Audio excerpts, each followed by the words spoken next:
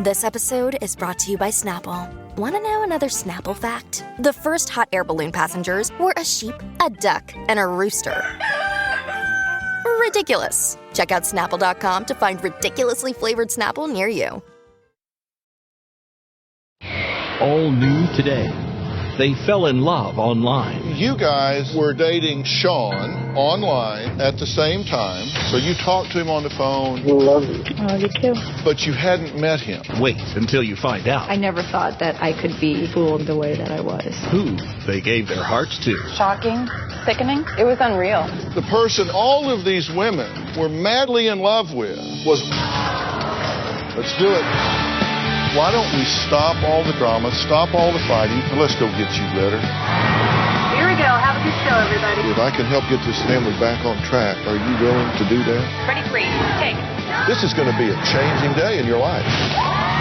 Go, Dr. Phil.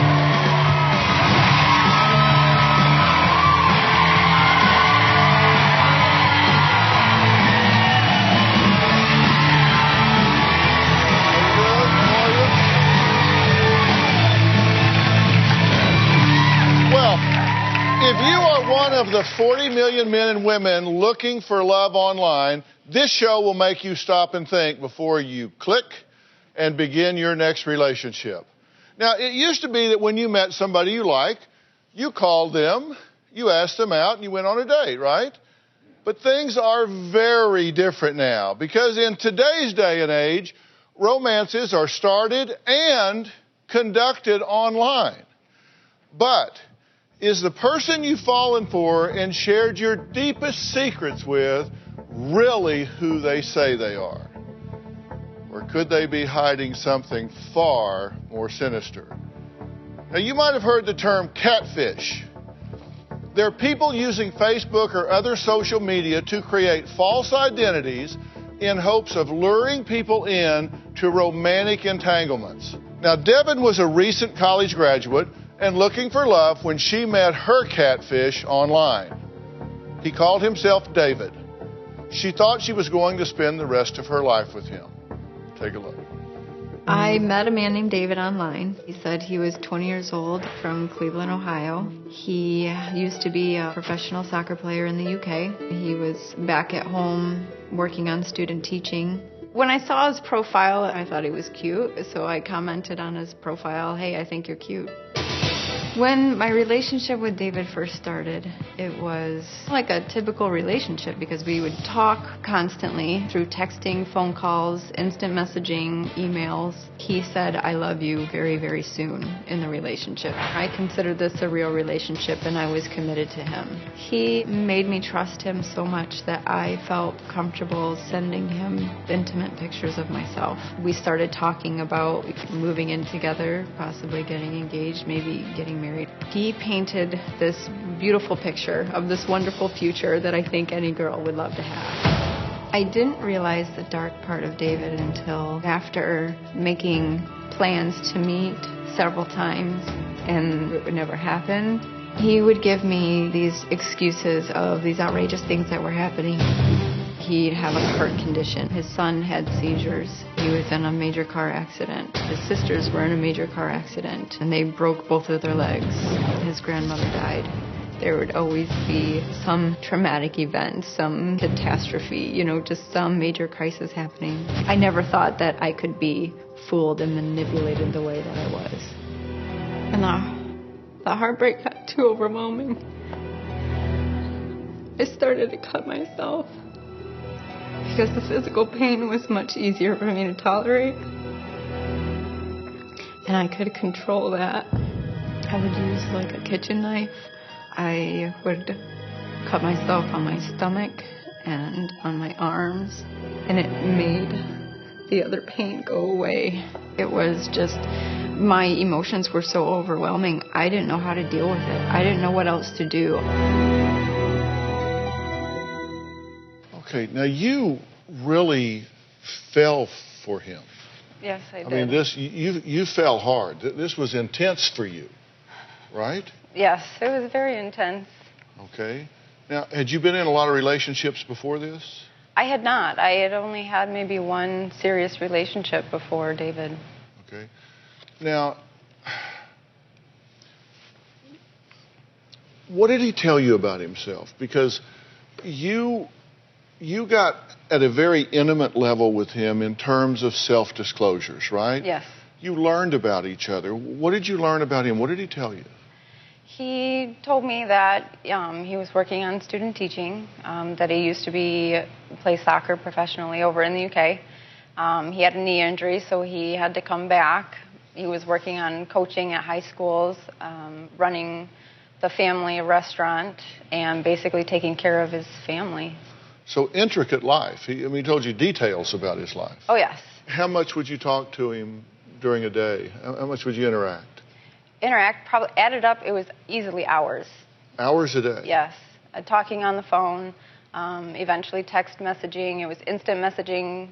So you talked to him on the phone, you texted, you emailed, every form of communication. Yes. But you hadn't met him. No. But you went how long without meeting him before things started to crack? Total, it was about 2.5 years. Yeah, coming up on 3 years you didn't meet him. I made a list of his excuses. Yes. Okay? You were going to meet him, but he cut his finger at a restaurant and was on pain meds, so he couldn't. Yep. Because who can meet a girl with a hurt finger? Okay, heart condition, had to go to the hospital and had doctor's appointments. His son, he had a young son, was having seizures. Car accident, and his sister was hit by a drunk driver. Yes. Traveling for work. Didn't want to be seen while he was sick and weak. I mean, all of these things, it just seemed like this was a drama-filled guy. Yes. When you see all of those in one place, what does that say to you? How did I not realize what was happening? Tell me this, because, I have an agenda for this show and for talking to you. What do you have to do to sell yourself on the fact that it's okay to not meet somebody for a year, 2 years? What did you have to do? I mean, let's face it, you're a very attractive young woman. Thank you. College graduate, you're intelligent. What did you have to do to sell yourself month after month? 1 year goes by, 2 years goes by, to sell yourself that this is okay, that you've never met this guy. I think it was the hope. It was the hope that the fantasy would become real. But why not get on a plane and just go knock on his door? Why not? Come on. He wouldn't give me an address. Okay, but what did you have to tell yourself to make that okay with you? That I loved him. That you loved him. Okay. See, that's my wife, Robin. We've been together for over 40 years. We've been married for, 36 years, right? 36, yes.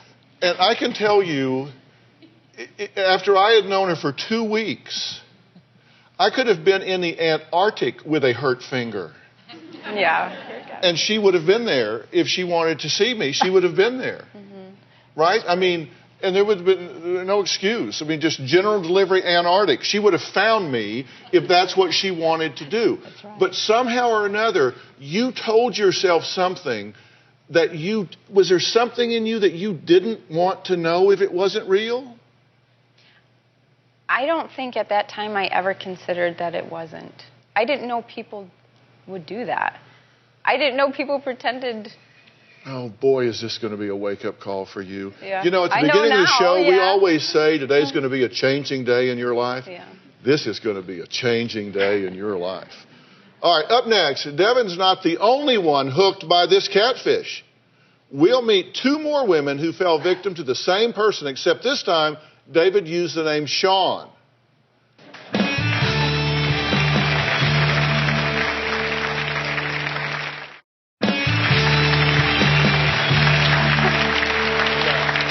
Today we're talking about dating in the 21st century and all the dangers that go along with it.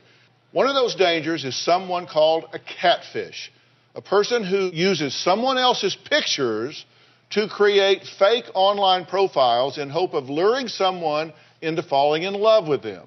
Now, Devin fell in love with a non-existent David. Lauren and Bobby both say they met their dream guy, Sean, online as well. He was smart, attractive, fit, and an all-around good guy. I met Sean on a dating website called Plenty of Fish. He reached out by emailing, and so I responded back. I thought he was cute. I liked his profile. He seemed to be normal. So I was very attracted to Sean. He was very good looking, blue eyes, blonde hair.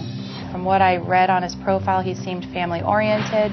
He was a teacher, but also was a singer-songwriter. Musician. He just seemed easy to talk to. He seemed like he was very interested in getting to know me, which was important to me. Love you. I love you too. We did share some pictures that I wouldn't share to just anyone. Pictures that I wouldn't let my parents see. I think there may have been a little bit of sexual motivation. Sean would say things to me like, I wish you were here, or I wish I could kiss you. Sean's openness made me feel that I could trust him. As the months progressed, we did talk about moving in, getting married. He even talked about kids. Everything about him was intriguing and kept me kind of on the hook. He was getting to know my family. He reached out to my mom on Facebook, sent her a message saying, like, your daughter seems like a really great girl. I can't wait to meet you and your family. Well, let's compare some notes here. Lauren says that Sean said he was a 26-year-old teacher, bar owner, and singer-songwriter. Mm-hmm. That was your experience of him, right? Yeah. And tell me what his story was for you, Bobby. It was basically the same. He was an American history teacher for high school, singer-songwriter, and bar owner, too. Mm-hmm. So you guys were dating Sean online at the same time. He, with some nuances, he was telling you basically the same stories. Yeah. And you didn't, of course, know about each other. Nope. But he was reeling you guys in. What appealed to you about Sean? He was very attractive. A lot of the qualities that he had, I was looking for in a guy. Right. He seemed educated. He seemed family-oriented. He seemed to be attentive to getting to know me, interested in me, my family, what I did. The all-around good guy that I haven't dated. When you started talking to him, he came up with excuses to not meet you as well, right? Yes. Let's talk about some of Sean's excuses, because you had your excuses. Here were his excuses. Car accident in Ohio and had to have knee surgery. Did one or both of you get that? Both of us. Both of you got that. So, well, he's got two knees. Suffered a blood clot from knee surgery and found unconscious by sister. Physical therapy on knee. Mom's breast cancer and double mastectomy. Migraines and seizures. Now, he had told you early on, one of the first meetings he canceled on you was because of migraines, and then the migraines turned into a brain tumor. Yeah, he told me very early on that years ago he had been having migraines. He took a medication for it. He planted that seed very early on. Months went by. Well, still having migraines. They're getting worse. We're going to investigate it. So the migraines turned into a brain tumor. I hate it when that happens. Okay. Then chemotherapy after the brain tumor. Yeah. Okay. Broken finger.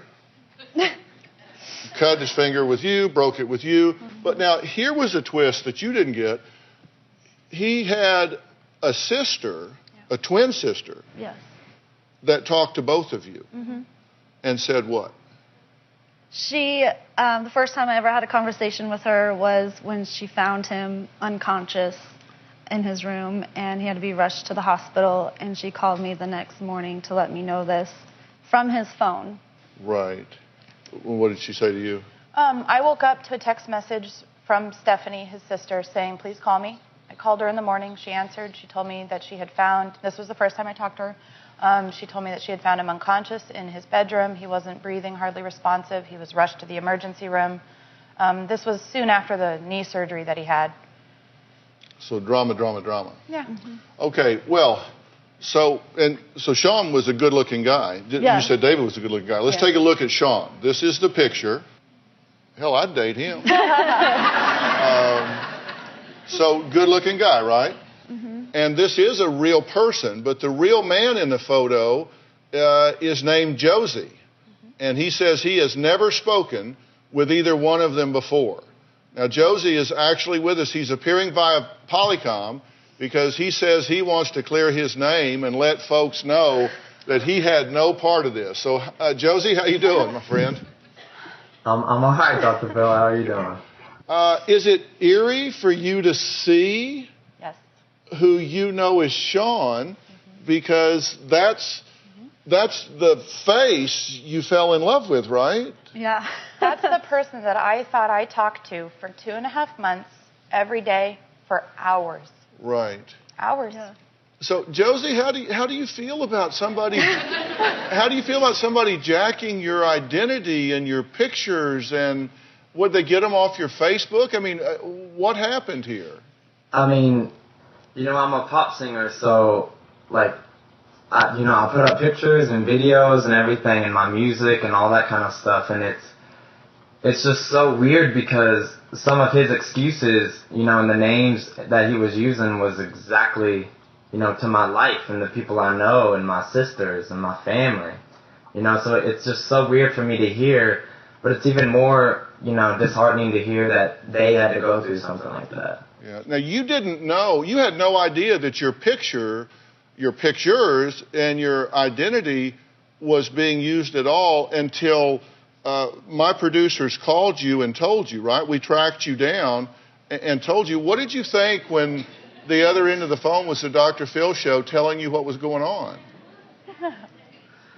Well, at first, I really didn't believe it. And so I kind of, just really had to listen to the producer, and she told me everything. And I was just like, wow, this is crazy. He is a good-looking guy, right? No doubt. Of course he is. Well, Josie, I'll send you their numbers later.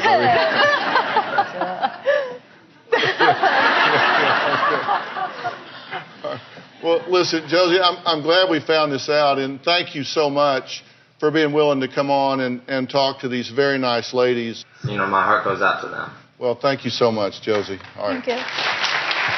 Next, what these women found out about their catfish when they began digging deeper for answers. You'll actually hear the voice when we come back.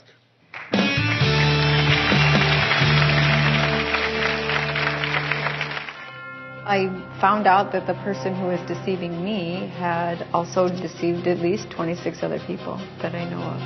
I believe there's more. Across this great country, from coast to coast, you've told me about the crossroads we're facing. That's exactly why I wrote We've Got Issues, How You Can Stand Strong for America's Soul and Sanity. This book isn't just a conversation starter. It's a roadmap for standing strong in the face of adversity, for embracing our core values when they're needed most. We're talking about real strategies for real people dealing with real issues, from navigating the complexities of today's polarized world to fortifying our families. And I set forth in the book 10 principles that I think are critical for a healthy society. This is not about politics. I'm not a politician, don't want to be a politician, don't know enough about politics to talk about it. But I talk about every angle of life as we know it, from family and relationships to the burning issues that are shaping our world today. We've got issues. How you can stand strong for America's soul and sanity. And you'll find it anywhere books are sold. It's about time we start addressing what truly matters. This episode is brought to you by Experian.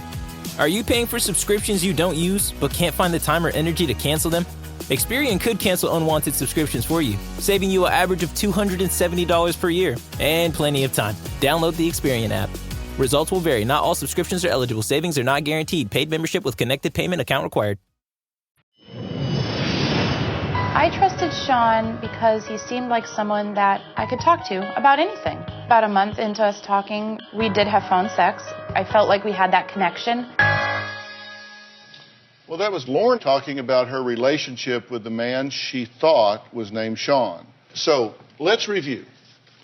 Devin was in love with David.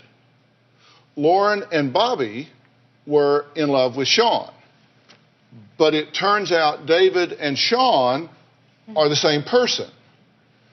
But the real catfish doesn't look like either of them. In fact, are you ready for this, audience? The person all of these women were madly in love with, the person they shared intimate details with, slept together on the phone with, was a woman.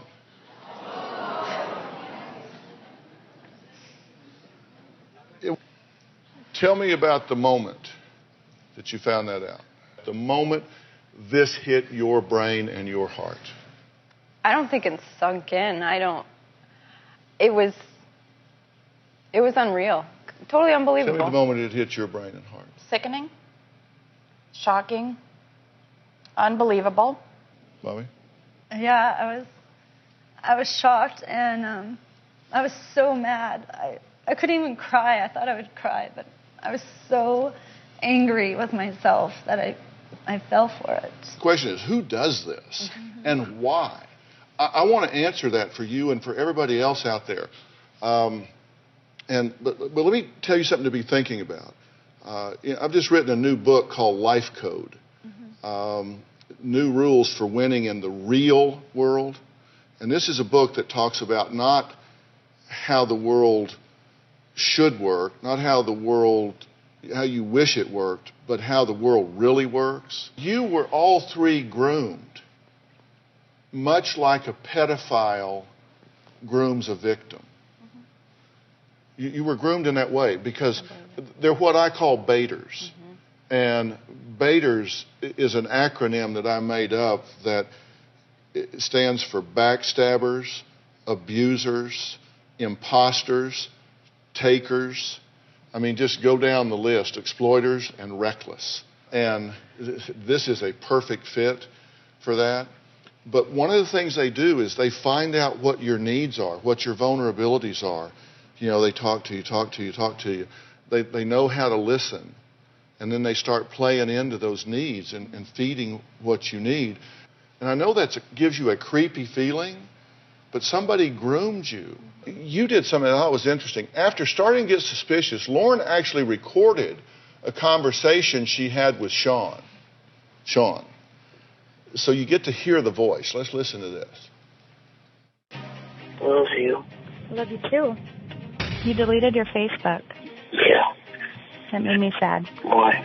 Because I wanted you to refriend me. I feel like we need to kind of talk more. Obviously not when you're like half asleep. Tomorrow. I have like a whole week coming off. I want to see you. I didn't have a very good birthday. Sorry. It's my fault. I just want us to be together. Me too. I want to come see you. Okay. What if I came for your birthday? Why? No. No? Okay. I love you. I love you too. Does that voice sound fishy to you? Sound fishy to y'all? And why? It sounded like Sean, whatever, was trying to seem sleepy or drunk or something to kind of try to... That recording was when he was very ill. But his voice did sound off the entire time I talked to him. Yeah. To me. Did it ever sound like a woman? I never thought that. No, I never. You never thought this was a woman's voice? Okay. Well, Bobby's best friend, Melissa, says she made it her job to track down the person who caused her friend heartache. Take a look at this. I became obsessed with hunting down this woman and getting justice for my friend and these other victims. There are key points in all the research that I've done that really point to this woman as the perpetrator. I asked Bobby to have Sean send a picture of himself with something with today's date or something that would signify that this was a current picture just taken. He wouldn't do it. I thought it was extremely weird that Sean claimed to be on tour with the band Hanson. We know for a fact that this woman is a diehard Hanson fan. This woman posted a picture of her dog on Foursquare.com, and it's the same dog that Sean sent Bobby a picture of. I am 100% sure that this woman's behind this. I am not 100% sure that she's acting alone. I'm pissed because this is probably the most manipulative form of deception I've ever encountered in my life. So you were all over this. Yes. You found her dog's picture on another website that was the same dog that Sean sent a picture of. Right, I had Bobby confirm that. What'd you think when you found the same dog? Well, much like them, it seemed impossible to believe, so I wanted hardcore proof. And I just couldn't wrap my mind around why someone would do this. So I was slightly obsessed with, finding as much proof as I possibly could. It just seemed fishy.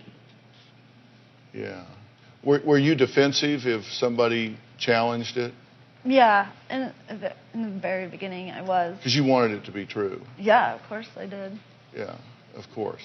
All right, we got to take a break.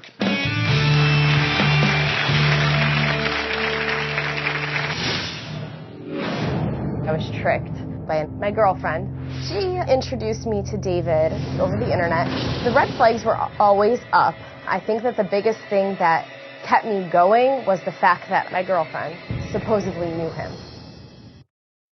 You're a podcast listener, and this is a podcast ad. Reach great listeners like yourself with podcast advertising from Lips and Ads. Choose from hundreds of top podcasts offering host endorsements, or run a reproduced ad like this one across thousands of shows to reach your target audience with Lips and Ads. Go to lipsandads.com now. That's LIBSYN ads.com.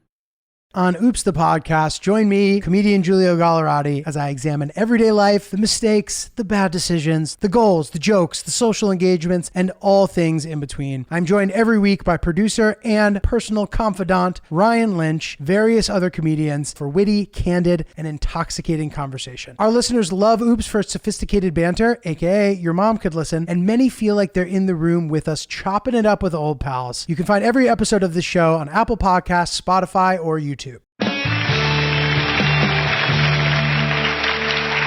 the women on today's show say they were all involved in online relationships with the same woman who pretended to be a man named David and another named Sean. We tracked down someone who says she not only knew this woman, but also fell victim to her online romance deception. So get this, she knew her as a person in the real world. Now, she was willing to speak, but didn't want her face shown. Take a look at the tape. I was tricked by my girlfriend. She introduced me to David over the internet. We did not speak over the phone. He would not give me his phone number. David was a nice person. He was a history teacher. I told him all the time I wanted to talk to him on the phone. I got every excuse under the sun. I once asked him for his address because I wanted to send him a card, and he wouldn't give it to me. I communicated with David for probably a year. David and I did consider ourselves in a relationship. The red flags were always up. I think that the biggest thing that kept me going was the fact that my girlfriend supposedly knew him. I had gotten a message from another girl just kind of asking me if I was seeing David, and she said, have you guys ever spoken to David on the phone? Can I get his phone number? And I called the phone number that the girls had for David, and my friend answered the phone. David and my girlfriend were the same person. My first thoughts after I found all this out, after my girlfriend manipulated me, after she lied to me, was that she made me absolutely sick. If I could say that I hated one person in the world, her name would be the first one to come to mind. Well, Kelly is on the phone with us, and Kelly, you didn't want your face shown, but you were willing to speak out about this catfish. And we won't use her name, but this woman said that she actually knew David, and she was a real cheerleader for him and actually brought gifts to you supposedly from him, right? Correct.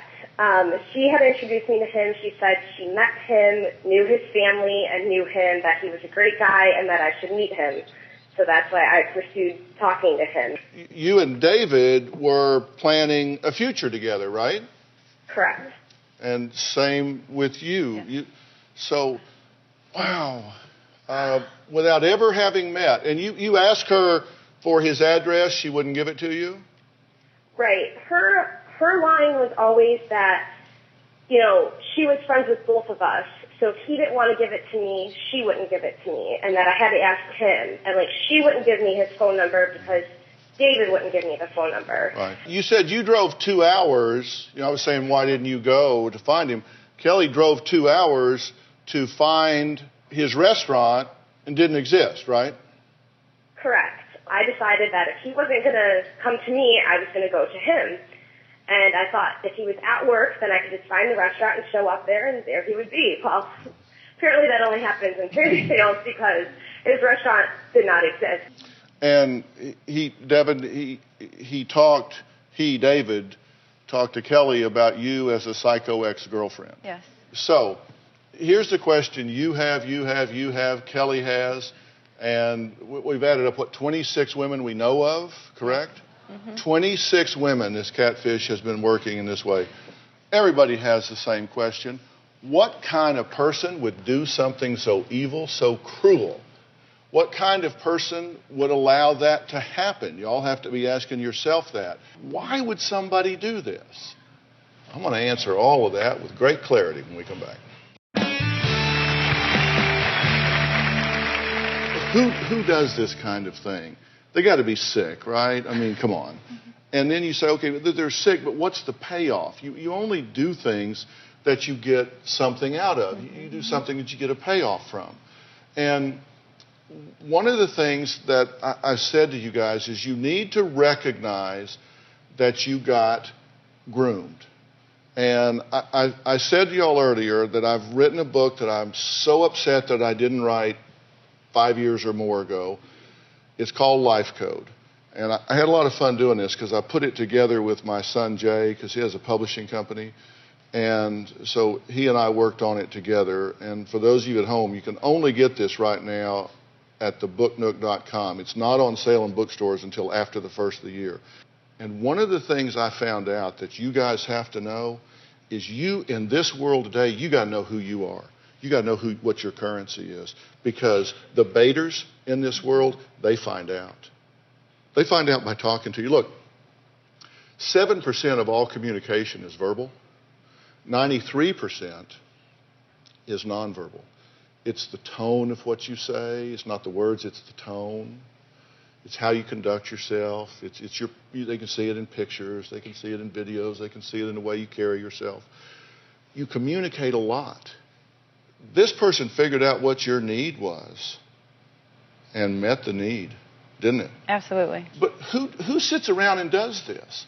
Well, the good news is that the bad news leaves a pattern. And there's something that I've called the evil 8. These are just the headings. I describe these in great detail. These people have an arrogant entitlement about them. How arrogant was this woman? I mean, come on. How arrogant was she?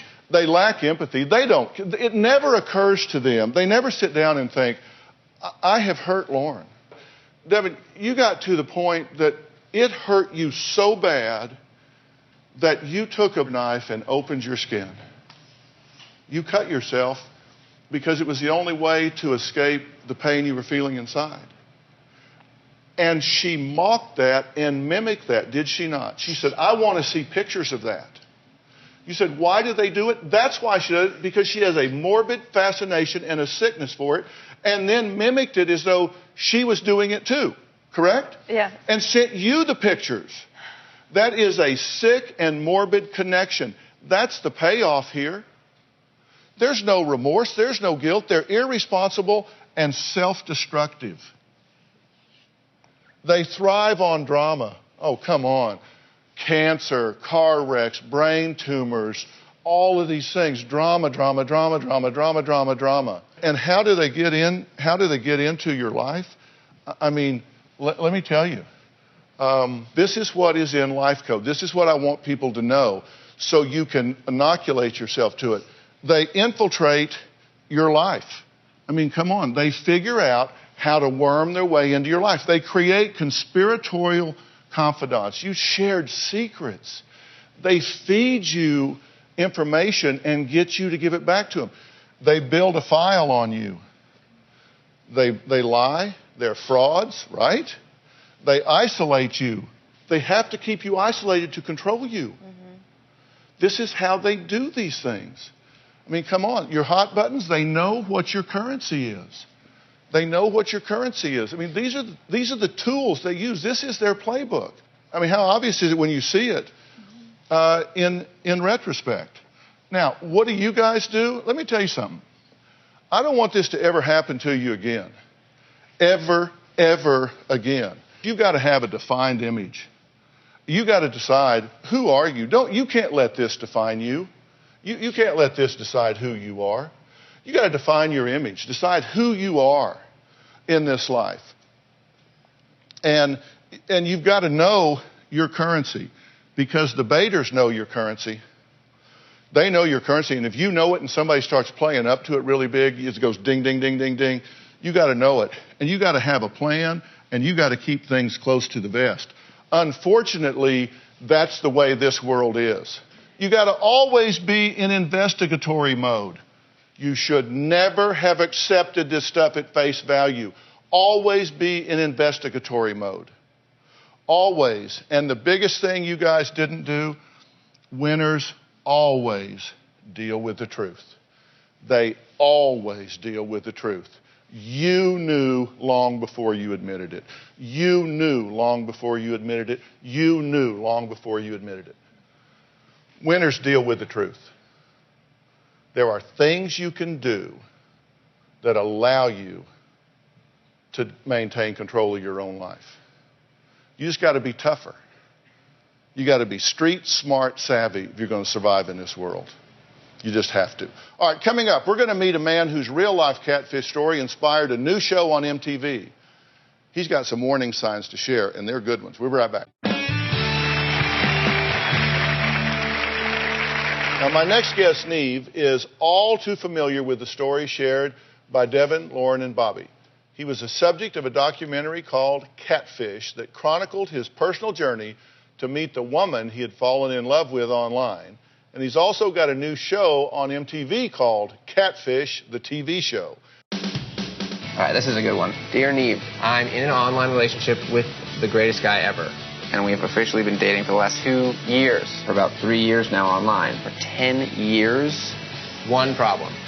We haven't met yet. Short of photos and phone conversations, I have not actually seen her or talked to her in person. We've tried to meet almost a dozen times. I need the help of someone who's been through this experience before, and that's you. I'm desperate to meet the man of my dreams. Let the research begin. Uh-oh, we got something. He's married. It means that the person she's been talking to is a fake. He says she's who she says she is. This is her. It checks out. What's up? Are you okay? No, not at all. I just don't understand what's going on. Guys. Well, Neve, good to see you again.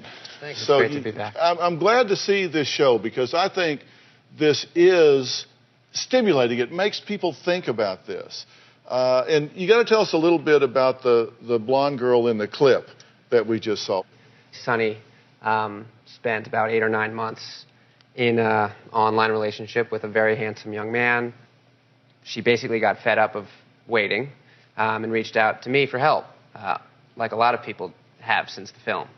And when I took her to meet Jameson, it turned out to be Chelsea, a young girl, much younger than the woman who had been manipulating you guys, but someone who had spent years online with a number of other women pretending to be this guy. Let's talk about some of the warning signs, okay? Because you've seen some patterns in these things. And first off, you say the modeling profession is real frequent because I guess they can get those pictures. Right. They find them in the public domain. I mean, first red flag, I think, in any online relationship is the modeling profession. You say Facebook profiles, do they have a small number of friends? Yeah, there's a lot of Facebook-related red flags that you can look out for.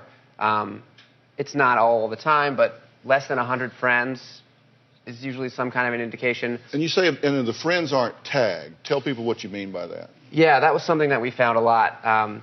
In people's photographs, generally if they're out with friends, it's very likely that their friends will be tagged in those photos. But when people are lying and have created this personality that doesn't exist, they can't tag their friends. because those aren't real. Well, they're not really friends with those people. And there are frequent stories, you say, of traumatic injuries or illnesses. You say you see car accidents a lot. Yeah, I'm sorry, but it's just you see car accidents a lot, that sort of thing. Yeah, well, I think you said it really well. Sympathy is an incredibly strong emotion. And it worked in my case. I fell victim just the way that you guys did to sickness and car accidents and just general dramatic life events. And the last thing you want to do when someone's going through something terrible is pressure them to meet you or do anything other than support them and just be there for them. Yeah, and then just no pictures, particularly contemporary pictures, like, hey, it's us tonight at the game. They can't show you anything right now. That's a big red flag. Yeah, if this is someone that you've met online, they have a computer. You talk to them on the phone, they have a phone. If they don't have a phone that they can take a picture and just say, hey, here I am, if you're that serious with them and you've been talking for that long, you got to expect and require them to show you to some degree that this is who they are. Now, your new show airs Monday nights on MTV, right? Yeah, that's right. And you excited about it? What I'm excited about not only is sharing the stories of these people and starting discussions and hopefully raising awareness about how to protect yourself from things like this, but also the opportunity to really help people. That's how the show started, from the emails I was getting, and that's how I hopefully will continue. Yeah, that's why I say I'm excited about this show. There's a lot of goofy shows on television, and then there are some that make a difference. This one will be entertaining, and it will make a difference. And he's a good guy, so watch this Monday nights on MTV. All right, coming up, I'm going to give these ladies my advice on how they can move on with their lives, because that's the big question. We'll be right back. Good job. Well, I want to thank my guests today for sharing their stories. I think it's so important that you guys have talked about what you've talked about. And I said that I wanted to talk to you about what's important moving forward. I've always said, before you get out of one relationship, even if it's a fake relationship, even if it's a disastrous relationship, there's one important thing you've got to do. You've got to sit down and do an autopsy on that relationship. You got to get out a blank piece of paper and draw a timeline. Say, it started on this date, we've come up to this date, and I need to go back through and see where the relationship fail was every step of the way. Take your own inventory and say, what do I own about this? The world has changed. That's why I wrote the book Life Code, because it's really changed. It was interesting because, as I say, I worked on that book with my son because he has a publishing company, and he's so much more internet savvy than I am. I realized how much the world has changed. So I really recommend, even though it's my book, I do recommend it. And you can only get it at thebooknook.com, which is my son's publishing company's website right now. It's the only place you can get it until after the first of the year, but I want my viewers to have it now. So you can go to thebooknook.com and find it. But you guys don't need to, because everybody in the audience is going home with a copy. So you all get a copy of Life Code. Thanks so much for being here. So long.